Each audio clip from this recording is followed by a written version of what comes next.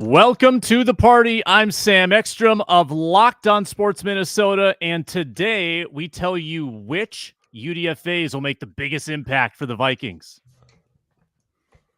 I'm Luke Braun of Locked On Vikings, and my brain's not working great, but it's working better than Luke Inman's computer. Always on the fritz. Luke Inman at Luke_Spinman. Hey, my guy Mel Kiper gave the Vikings a C+ draft grade. Mel, I'd like a word, please. Locked On Sports Minnesota podcast. It's endless Minnesota Vikings talk with the diverse voices of your local experts. It's time for the Minnesota football party. Welcome in on a Thursday, live edition of the Minnesota football party. We are Arifless today. I'm Sam Ekstrom. You met Luke Inman. You met Luke Braun. Today's show is brought to you by Monopoly Go. We all have a competitive side. I certainly do. I'm a big fan of Monopoly Go, the mobile hit twist on classic Monopoly. Join your friends. Download Monopoly Go now for free in the App Store and Google Play. Big show ahead. Ron Johnson joins shortly. We will have a segment on the Vikings. New expectations for the 2024 season. I checked the FanDuel odds. They haven't moved. After the first round of the draft, Vikings still underdogs in the North. Should they be? We'll talk about the rookie class more at length. Which rookies will have the biggest instant impact? UDFA talk and fan questions as they come in. Appreciate you watching on Locked On Sports Minnesota. Please subscribe to the YouTube channel. Help us get to 8,000 subscribers. And thanks for listening on the Locked On Vikings podcast feed, wherever you get your podcasts. Also, Amazon Fire, Roku, Sirius XM, lots of ways to watch and listen to Locked On Sports Minnesota and the Minnesota football party. Luke Braun, your final show with us before your honeymoon. We will miss you, but Luke Braun going to parts unknown for the next couple weeks, and then we will make him eat wings when he gets back. But hope you enjoy your time away, man. Yeah, excited to flee civilization for a little bit and miss out on schedule discourse. That's going to be fantastic. You're super bummed. We can tell. You're super bummed. We can tell. You'll miss overreactions to OTA 1. Those are always fun, too. Yeah. I like, at least with OTAs, like, you get like, oh, who isn't there, who's injured, you learn something. With schedules, it's going to be a lot of like, whoa, the Vikings have the hardest because they play the AFC. It's like, we knew that they played the AFC South. We just find out the order. Nobody really talks about it. It's like, we'll find out which game is London, I guess. No doubt about it. Let's kick it to Luke Inman, get the conversation started as we wait for Ron Johnson. And actually, Luke, this plays right into to what your tease was in the comments. Mel Kiper said trading up for McCarthy and Turner mortgaged our future.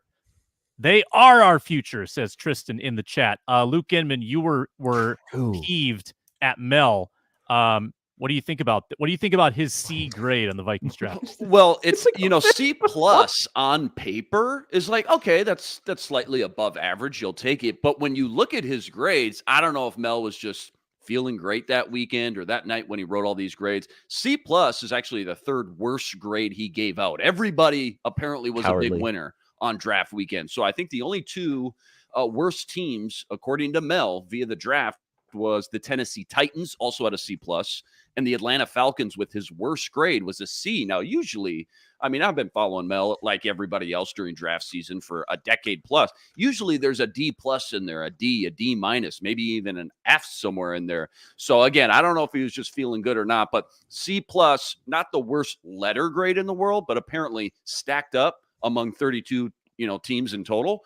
Not very good. But, we had that discussion last week, Sam, pretty in-depth about the price it cost to move up to go get Dallas Turner. The price it cost, obviously, just a 4th and a 5th. Better than what our expectations were, moving up to number 4 with Arizona or number 5 with the Chargers to go get J.J. McCarthy. But, yeah, certainly when you look at the majority of these trade charts, and I know there's 4 or 5 that people like to use and look at, he gave up a lot. Kwesi gave up a lot to go get Dallas Turner. But I think when you look at the premium position that it is, and then how highly they had him ranked and valued, assuming he was going to go number 8, like a lot of people did, assuming he was it sounds like a lot of people's boards, the number 1 defensive player, not just edge guy, but defensive player in the draft.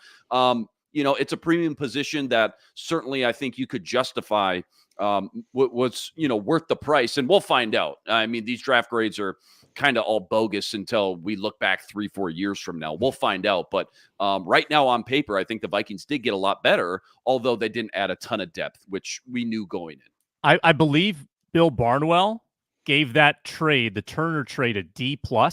Yes. Because of the excess, the second round of excess value given up on some boards, a first round pick of excess value. Yeah, again, the value was not great. They gave up a lot, just of mass picks and volume. They gave up a lot. I think we compared it kind of to the Houston deal last year, right? Like Dallas Turner needs to come in and be an impact guy right away for us to look back after year one and say, okay, that was worth it.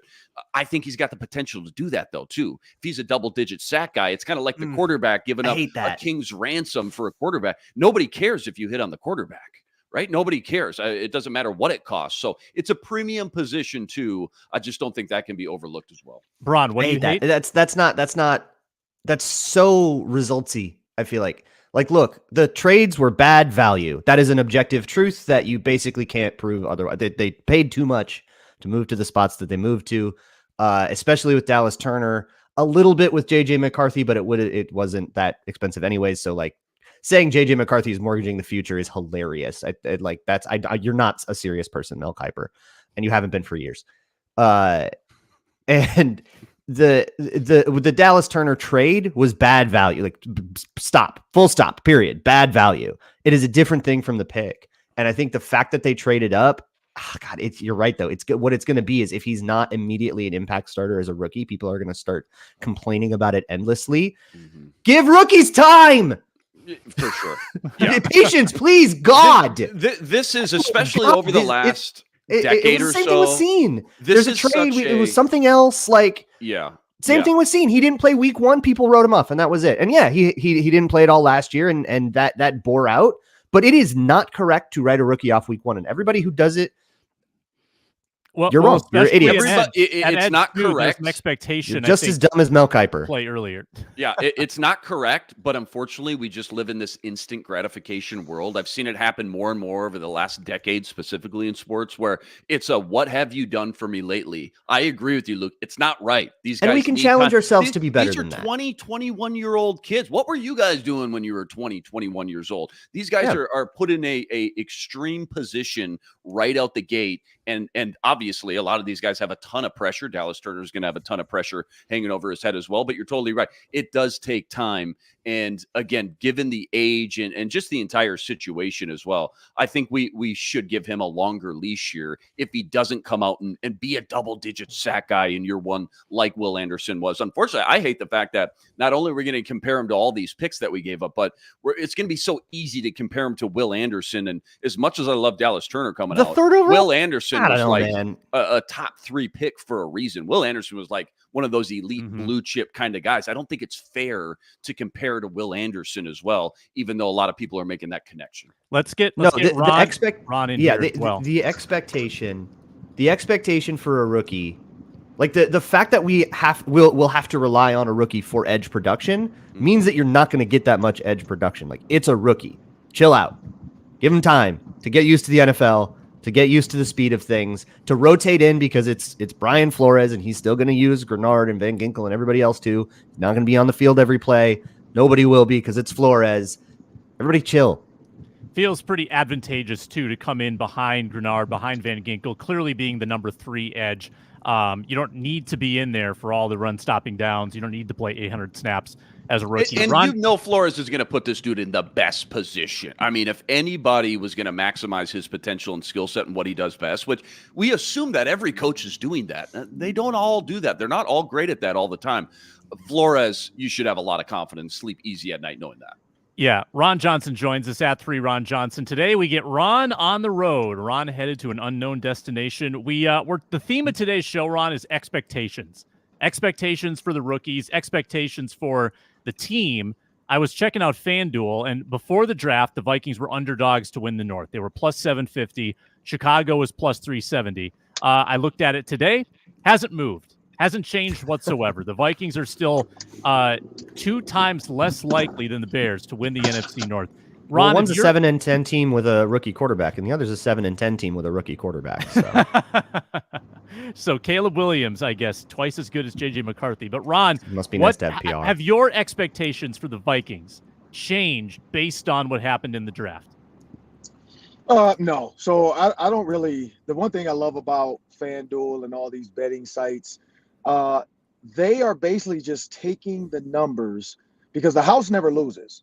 They are taking the numbers that people are willing to bet, and then as they notice it's getting hammered, they raise it so that it's more favorable for them. So then there's a ton of people hammering the Bears. They're like, oh, let's make these odds so that people really, really want to jump in this now. And then all of a sudden, if it doesn't hit, now we really take over. That's all it is. This is human nature of people just being reactive to the draft. It happens every year. Nobody said the 49ers were Brock Purdy were destined to be one of the best teams in the NFC. If they could go back and say, I bet Brock Purdy eventually goes to a Super Bowl, everybody would be like, you're an idiot if you take this bet. Well, look at it now. That would look like a really good bet. So when it comes to rookies, honestly, you really just don't know. You really don't know. Terrell Suggs for the Baltimore Ravens got drafted in like the 10th pick, I think, and Kyle Bowler was ahead of him, or vice versa. I can't remember how it had shaped out, but Kyle Bowler and Terrell Suggs were our first-round picks in Baltimore. Well, everybody assumed Terrell Suggs was going to just come in and be okay. Well, what happens? He gets put in a system where he could be an outside linebacker, not a DN. He benefited from guys like Ed Reed, Ray Lewis. You can name the names on that defense in those 3 years, and he all of a sudden, fast forward to a Super Bowl, he's the guy. Like him and Ray Lewis, he's now a linchpin in that defense. It's the same thing for these rookies coming in. You really don't know what's going to happen, but J.J. McCarthy, it feels like a Brock Purdy situation. You could put him eventually into an offense that's already set and ready to go. They're just looking for a quarterback to do it. Inman, what do you got for Ron? You are muted, Luke. Live program. Here we go. Take two. Ron, the Vikings used a 6th-round pick on a kicker. Will Reichert, Alabama. What do you think about that? Do you like it, love it, hate it? I don't care. It's a kicker. I'm going to be real. Like, there's a lot of guys out there. Whatever. Special teams. All right. Being a kicker, the thing coming to the NFL is there are some guys like Dave Zostado. I remember he got drafted to the Ravens. He was a punter. You go back to Sebastian Janikowski. I think he was a first-round pick. First-rounder. Kicker. He was. Al Davis. So when it comes to kickers, man, Matt Stover, I played for years. And then you look at, Robbie Gould, who didn't make it at first and then made it. Like, every kicker, you just don't know what you're going to get. I think coming to Minnesota, hopefully, he has ice in his veins and he has thick skin because Minnesota kickers have, they take the blunt of a lot of inside jokes and a lot of dumb stuff.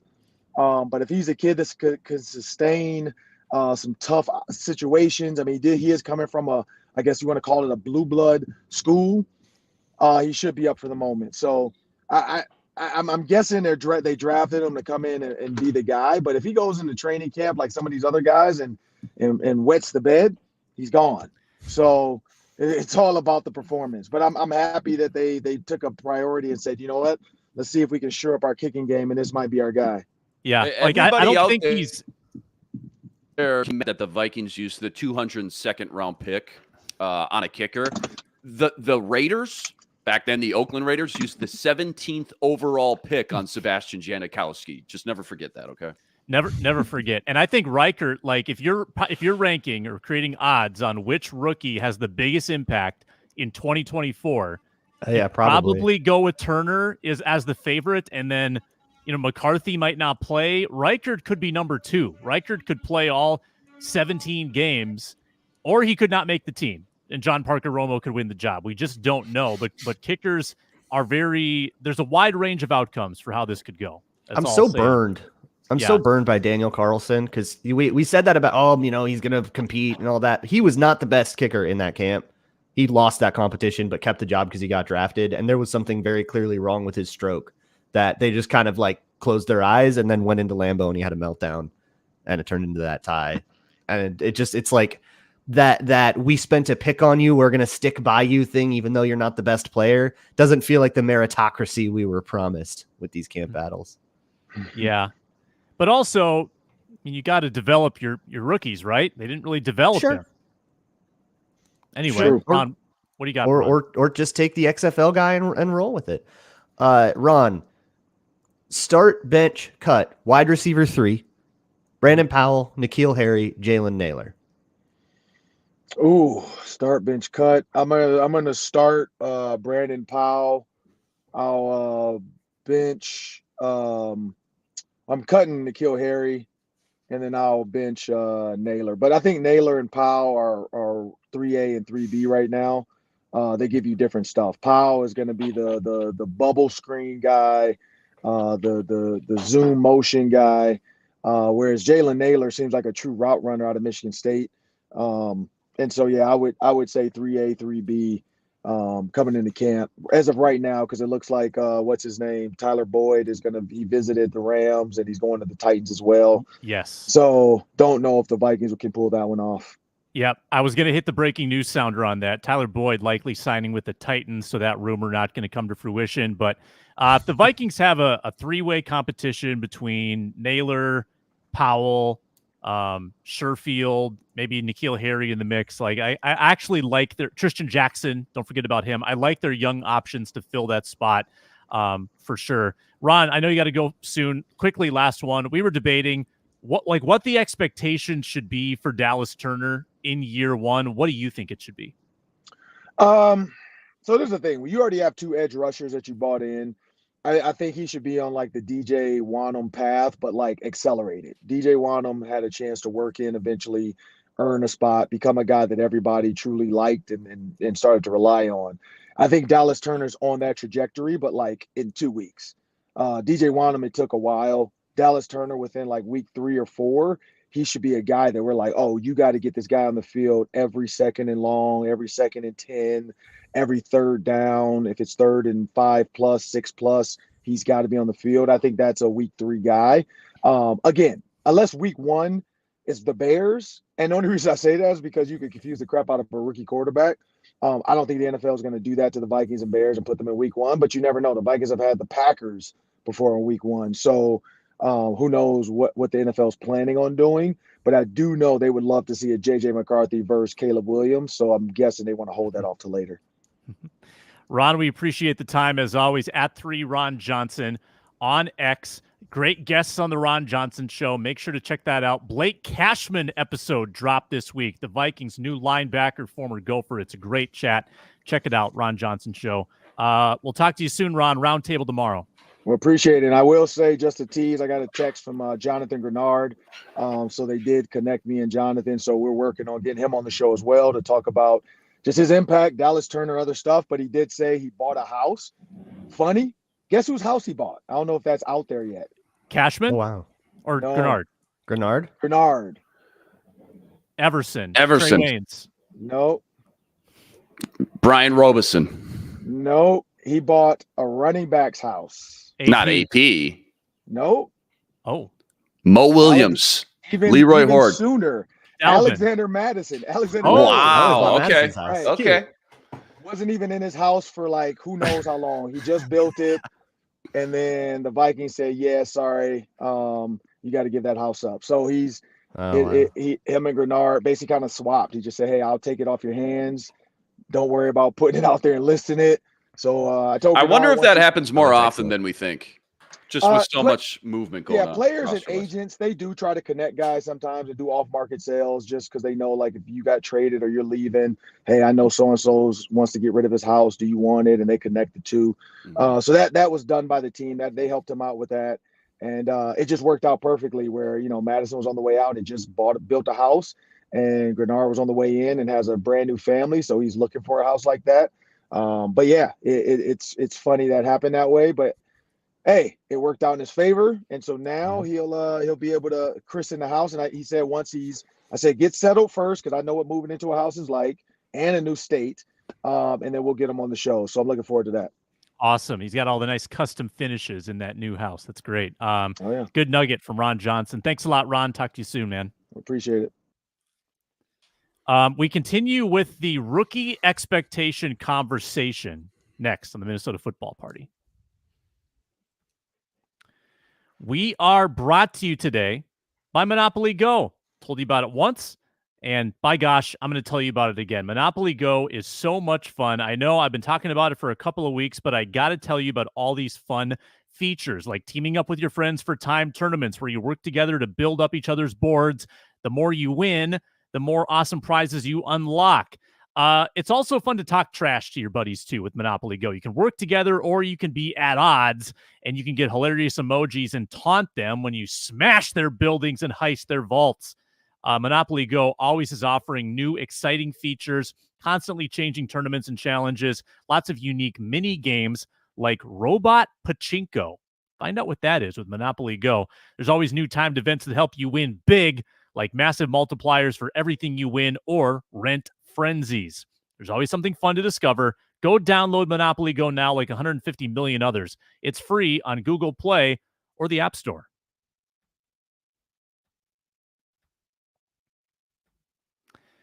Let's jump right back into what we were discussing. Impact rookies. Vikings have 7 draft picks, 17 more UDFAs, a total of 24. Would you guys agree with me? Power rankings or odds, highest impact rookie. Probably Turner 1, or is McCarthy number 1 because of the potential there if he plays more than half the season? Where would you go with that, Luke? It's just such a gamble to bet on JJ this early in the process. Now, if we get to training camp and JJ's lighting it up and he clearly is kind of neck and neck with Sam Darnold, then all of a sudden you feel a lot better about that bet. But I think Dallas Turner, as of now, is the safer pick on the power rankings for number 1. JJ, again, I think when it's all said and done, by the time the dust settles, 2024 is over, I think JJ is going to end up starting more games than Sam Darnold. But again, it's kind of a crapshoot right now. And then it is a pretty big drop off to the cornerback from Oregon in round 4. And then another big drop off, I think, to the rest of the guys. Braun, you first, and then I've got another question. Yeah, I feel like it has to be JJ, because even if he, like, as long as he plays before the Vikings are like eliminated, like if they're 2-8, like whatever, but as long as he plays at some point in the season, which is not guaranteed, but it's more likely than, needing him to be like a week 1 starter for this. He's a quarterback. Like that's the end all be all. Like he is, even if he plays, 4 games before you get to December and the Vikings have fallen out of the playoff hunt, that's probably still more impactful than like a rotational role throughout the season as like edge 3, which is probably where Dallas Turner starts out. Yeah, maybe he becomes it and he's the double-digit sack Will Anderson guy. But even if he's the double-digit sack Will Anderson guy and you get like half a season of quarterbacking out of JJ McCarthy, in terms of impact, like how JJ McCarthy plays will affect the Viking season more than the 10 sack guy. The thing with Turner is like you almost know that his floor is pretty high. Like rookie edges and filtered out maybe on Pro Football Focus, there are like 10 to 12 guys per year, rookies, that play 400, 500, 600 snaps, 5 or 6 sacks. And they don't do everything right. Like their run defense might stink. They might, not be a great pass rusher, but they're going to produce something. And this happens annually. It's not like offensive linemen where it's really hard to have a great rookie. Happens all the time at edge. It's a somewhat favorable position to jump in early. So I could see, I just think that the floor is super high and he's almost guaranteed to play because there's no one in front of him except the 2 guys. I mean, he's going to be for sure part of the rotation. Flores probably finding a way to get all 3 on the field at some points. Whereas with McCarthy, yes, very high upside, also might not play. We just don't know. But you're right, Braun. Like the dangling carrot of McCarthy playing 10 games, taking over after the bye week, whenever that is, that's definitely compelling. Now let's revisionist. Looking back at last year, how would you rank the rookie impact? Addison, 1. Mm-hmm. Ivan Pace, number 2. Probably, and then Blackman. Yeah, Blackman. I think that's fair. I think that's more than fair. Yeah. Which begs the Who else question. even got in? Jaquelin Roy? No, Dwayne McBride. No, certainly not Jaron Hall, and Najee Thompson would be like. Well, but so how much impact did Jaron Hall have? Because starting basically cumulatively 1 game's worth of attempts. I think he had he had like a total of like 27 dropbacks. It's like one small game worth of attempts. One first half against Green Bay that was so bad it functionally eliminated them. And finishing out the Lambeau game, starting out the Atlanta game, and then Jaren Hall had a lot of impact on the 2023 season. It just wasn't good. Yeah, it feels like, Sam, Luke's impact right. is Like value, nobody's going to impact guess. the team more than the quarterback. Luke's right in that aspect. Sam, it sounds like you're talking more from like the lens of like Vegas odds and production and statistics, things like that. Yeah, but I'm willing to weight it for impact. Like obviously, a swing rotational corner who plays a couple hundred snaps is not as impactful as a quarterback playing a couple hundred snaps. I acknowledge that, but let's, because of the Ivan Pace thing, who was probably not on our radar at this time last year, who could be that UDFA that has a similar impact? Is that door even open for someone to come in and fill a void? Because last year we would have been saying, all right, we got Jordan Hicks and Brian Asamoah. Those are our linebackers. We probably weren't considering Ivan Pace to play as much as he did. So who could fill a spot similar to Pace? Of the 17 UDFAs last week, we all talked about Gabriel Murphy, edge rusher, UCLA. Feels like the edge rushing position is pretty solidified, but do we think he can be a year one impact guy? Impact? I don't know, but rotational, like, can he make the team? He's got to beat out Andre Carter. That doesn't seem like the tallest task an undrafted guy has ever seen. I actually just it'll come out tomorrow. I just had a whole conversation on Locked On Vikings about this with Kevin Fielder, who focuses on small school guys a lot. And we kind of came out with, so that it's the linebacker room. Depending on how married you think Brian Flores is to Kamu, was it Grugier Hill, who he's used before, who he's had a relationship before, how married they are to Brian Asamoah. It's like Pace, Cashman, and those two guys is like the chalk linebacker room. Like that feels like a room you could work your way into if you have a good camp as an undrafted guy. So you're looking at somebody like Dallas Gant. Like if Bo Richter might not be big enough to play edge, he might move to the off ball thing. That's probably a longer term project though. But Dallas Gant and Donovan Manuel are the two undrafted guys that feel like they could do that. But honestly, you either have to be like Ivan Pace from scrimmage, right? And like, oh my God, this guy could start. He's the biggest surprise ever. Or you have to make the team on just special teams. But they're not going to keep two guys like that. That's too many roster spots on just special teams. Mm-hmm. So you got to beat out Najee Thompson. You got to be better at special teams than Najee Thompson. I don't know if any of these guys have that juice. Yeah. I mean, some people in the chat have pointed out like Levi Drake Rodriguez being a defensive tackle, like that position. I'm not saying Levi necessarily, but that position probably has the weakest incumbents where somebody could emerge and I know nothing about him, but Taki Taimani, 330-pound interior guy from Oregon, like someone like that, or Tyler Manoa, I believe, interior lineman from Arizona, could just show up and probably be like, oh, okay, he's as good as Jerry Tillery. Right. The stars need to align. If you're a UDFA, like Luke pointed out, the stars need to align. It first of all, it's like a bodies and numbers issue for like right out the gate. And like you guys pointed out, defensive line, and we talked about that a little bit last week. Once you get past the top three guys, it's like, where are the bodies? Not even who are these names, but just where are the bodies? So there's a potential there. And then, like Luke pointed out as well, at linebacker, like Ivan Pace had that opportunity to come in. Brian Asamoah wasn't doing much apparently. And there was an opportunity there after an injury or two that not only is this guy look great just on his own in training camp and preseason, but after an injury or two, it's like, okay, this is obviously the next guy in line. So I like Gabriel Murphy a lot. I just think to have a UDFA make an impact like Ivan Pace did last year is so rare. I mean, you see that maybe one, maybe two, I guess, throughout the league every year. It's like, okay, a new crop of UDFAs come in, and Pace is like the one guy maybe that it happened to. I'd have to comb through every single roster and depth chart and look at all the UDFA. Maybe there's a guard, from UDFA that started a few games, but it's so rare to have that kind of impact. So to have that kind of impact 2 years in a row, whether it's Murphy or Gant or somebody else, it is pretty rare. I think even just having a guy like Murphy come in, make the team, go beat out a guy like Andre Carter and have maybe a sub package role and then make a little noise on special teams. That alone feels like a win.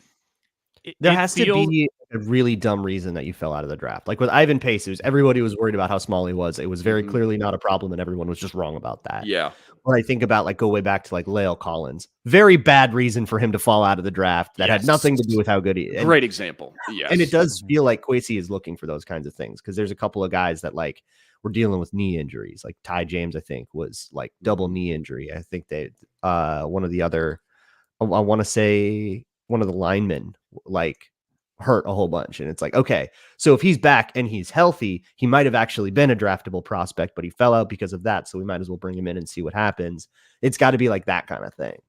What is the knock on Murphy? Why did Murphy fall? Because his production, arm length. Yeah, I think it's the length and the 30-inch arms, I want to say. Not exactly ideal by any means. He's way below anyone's threshold. And those things you can get away with in college, but boy, at the next level, man, it just gets so hard to get separation. Yeah, absolutely. The other thing, too, and I don't have the exact numbers, but I know he was penalized a ton in college. I'm assuming a lot of offsides and things like that, but I know it was over 20. Again, I don't have the exact number in front of me, but he was penalized a lot. So, between the short frame, 6'2", 6'2.5" at most, short arms, 30-inch arms, being penalized quite a bit, those things tend to get exposed, and you won't even get on the field if, the penalties start to happen in training camp and practice and things like that. Coaches won't have it, but, the dude was a menace getting in the backfield. I mean, you got to give him props for that. There is a lot of upside. He's got a lot of juice. I think he had 61 pressures last year. And I mean, if he wasn't teammates with Latu, that would have been number one in the FBS. 61 pressures is insane. So really good hands. Kind of reminded me of Latu in the same way that pretty smart pass rusher, always seemed to have a plan too. Really good with his hands, got some good juice. But again, the length typically gets exposed pretty early on. So how he overcomes that, if he even can, remains to be seen. Someone in the chat asking Murphy's weight. I think it's 260, 6'3", 260. By the way, the injured lineman you were asking about, Braun, was Matt Cindric. Had two straight years of biceps tears, I believe, at California. So that's going to be like a Linval Joseph, armor guy who's got the big sleeve. And so I just want to say real quick on the 260 weight at the combine, he showed up at 247. At the pro day, it was 251. Now weight fluctuates a lot. JJ put on 19 pounds out of nowhere, probably drinking whey protein shakes and eating peanut butter sandwiches, but 247 at the combine, 251 at the pro day. Got to think his natural playing weight right now. And again, these guys are so young coming out. I think this guy played 6 years, so maybe he's not as young as some other guys. Yeah, he's 23 and a half. But these guys do get stronger and put on more weight as they go on throughout their NFL career. But maybe 250-ish more like his ideal playing weight. Vikings late in the draft, they get Rouse, they get Juergens, and then in the UDFA ranks, they brought in a handful of linemen: Cindric, Flax, Nestor, and Rolland. So you've got 6 rookie linemen joining a line that is not super solidified on the interior. And that brings into question the Dalton Risner thing, which a lot of people were asking about last week. Risner has been vocal about not understanding why they couldn't, come to an agreement. I'm guessing he wanted more money than they wanted to pay him. But do you think that ship has sailed? Or do you think the door for Risner is still open, Luke Braun? Kind of sounds like that ship sailed, no? The way that he was talking about it sounds like, oh, we did not come to a deal. I mean, sure, someone could change their mind, right? Risner could say, okay, I'll come take whatever you were offering instead, and kind of come back with his tail between his legs. But I don't think he's doing that. Doesn't really seem like he's doing that. He's part of this kind of post-draft market, which we've sort of seen now that teams are getting better at manipulating the compensatory pick formula. Now you can give Dalton Risner whatever contract you want without it counting at all against your compensatory for it. It's now too late. So you can do that. He won't count against the comp formula. He won't get the Vikings a comp pick back. So maybe teams were waiting on that.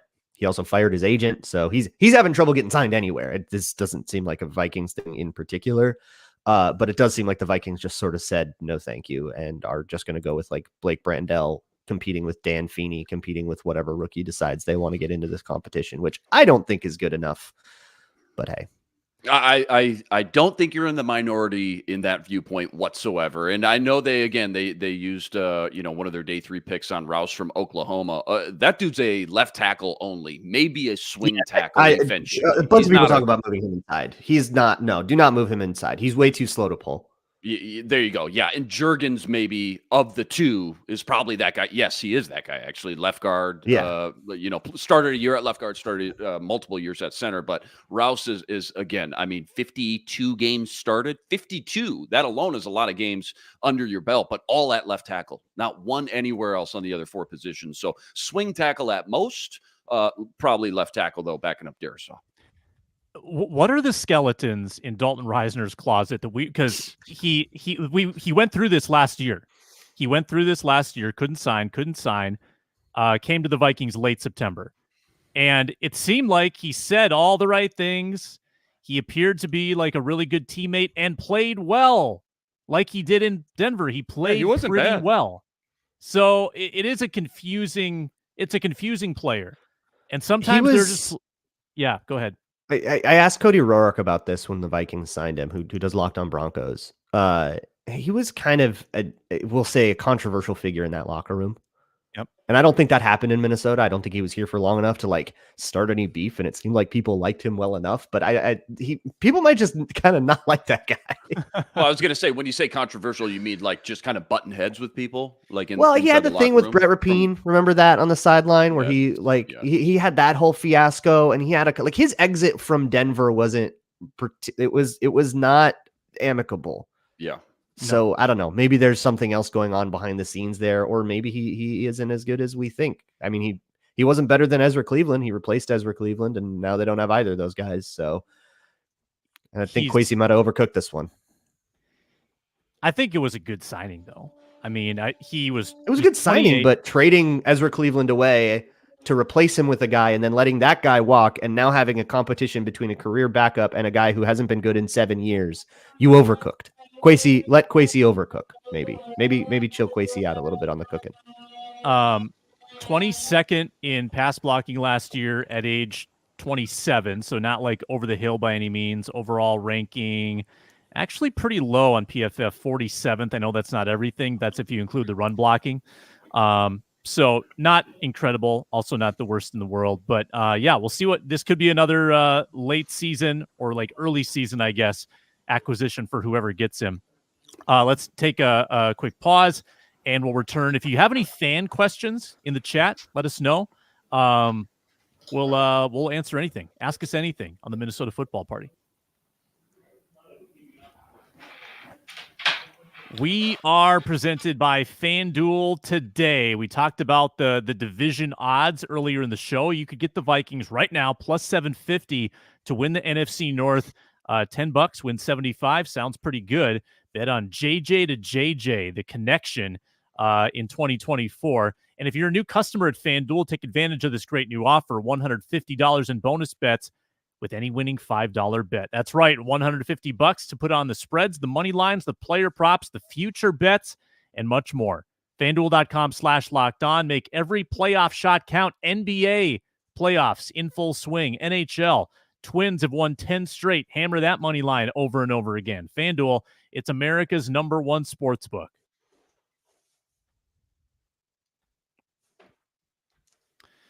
All right, moving on with the Minnesota Football Party. Again, check out Locked On Vikings with Luke Braun. That is now 3 days a week in the Locked On Vikings audio feed, wherever you get your podcast. That's where we live as well, the audio version of this show. And if you enjoy the show, please subscribe. Help us get to 8,000 subscribers here on Locked On Sports Minnesota. We'll take some questions. What happened to the Ezra trade draft pick? I assume it got dealt. I think it's a kicker. That was Reichert. That might be Reichert, actually. It was either a kicker or Rouse, whichever one that was. Nice. Either that or it got traded back and forth, because I know there were other sixths going up and around, but it was they got a sixth, so one of those two, whichever one you want to credit. How about the just on that same wavelength in that same realm? How about the Josh Dobbs pick? Because that was early Jacksonville. I want to say, what was that? Didn't end up paying it, I believe, because of snap thresholds. Or is that Cam Akers? Am I thinking of Cam Akers? You might have been thinking of Akers, I think. But again, so hard to juggle all those. Even like a draft tracker website, like when you're on ESPN and in their draft webpage, things like it's tough to track all those trades. And there was a plethora of trades, especially on day 3 this year. The Eagles alone made like 9 trades. So it's tough to keep track on all those, especially when you get all muddled into day 3 with those late picks. Am I wrong to think that the Dobbs pick was in the future? No, it was 2024. You're right. It was Rouse, by the way. Okay. It was the first pick in round 6. It ended up being because that pick was originally Carolina's. Yes. So that's what it was. Yeah. Yep. Ezra Cleveland turned directly into Walter Rouse. Okay, so if Walter Rouse is like really good, then we can say Kwesi cooked again. But right now, that thing is scorched. Did you see dried out and blackened? You see how big that West Virginia offensive lineman is that they got in UDFA? Doug Nestor, 6'7". He's like a huge guy, 6'7". Yeah, Ooh, 4 years. Okay, right guard. I really haven't dove too far. It's like, okay, I got all summer to sit here and dive into all these UDFAs, which I'll get to. I think the one that kind of low key excited me, once you get past Murphy, once you get past the cornerback from Arkansas, Bo Richter, and I think you already mentioned him, Luke Braun, Air Force linebacker, undersized, but somebody pointed out, maybe just in the comments just a few minutes ago, the RAS score was off the charts. And obviously small school guy, but you're just looking for who excites you a little bit. You know, the Malik Knowles of last year for me. Maybe that's one of those guys that could do something, make a little noise. Okay, I have the Dobbs one because the Dobbs was a 6th for a 2nd, or a 6th for a 7th. The 6th actually ended up with Arizona traded that to Atlanta, and it became Jace McClellan. And the 7th that we got back turned into Michael Juergens. So both of those trades ended up giving us ended up with those linemen. But who knows who it would have been if it remained a 6th round pick.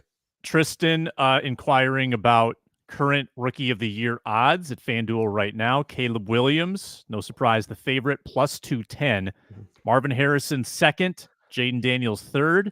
J.J. McCarthy, 4th at plus 1,000. I'm so bad at this. Who won it last year? Both offense and defense? Was it Will Anderson and C.J. Stroud? It would have been Stroud for sure, yeah. And then was it Garrett Wilson and in the corner?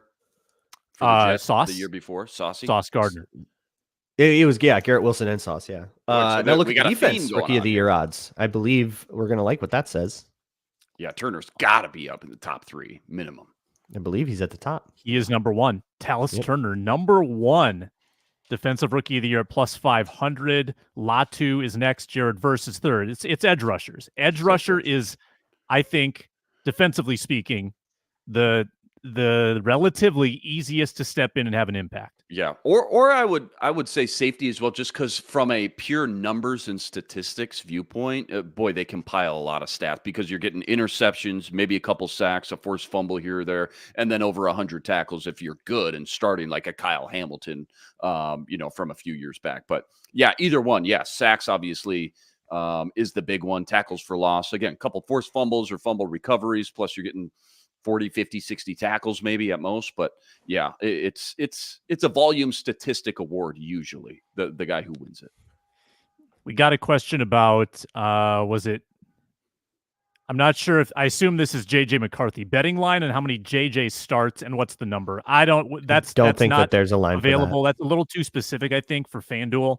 That they do have a Kirk Cousins special, which is mildly interesting to our viewing audience. It's Kirk Cousins to throw for 4,000 yards at minus 115, 30 regular season touchdowns at plus 150, 35 regular season touchdowns at plus 450, so on and so forth. Well, because they didn't really invest that top 10 pick into defense, although I will say their next 3 picks were all defense, so they came back with defense, but that defense, may put him in a position to be in a lot of shootouts. We'll see this year.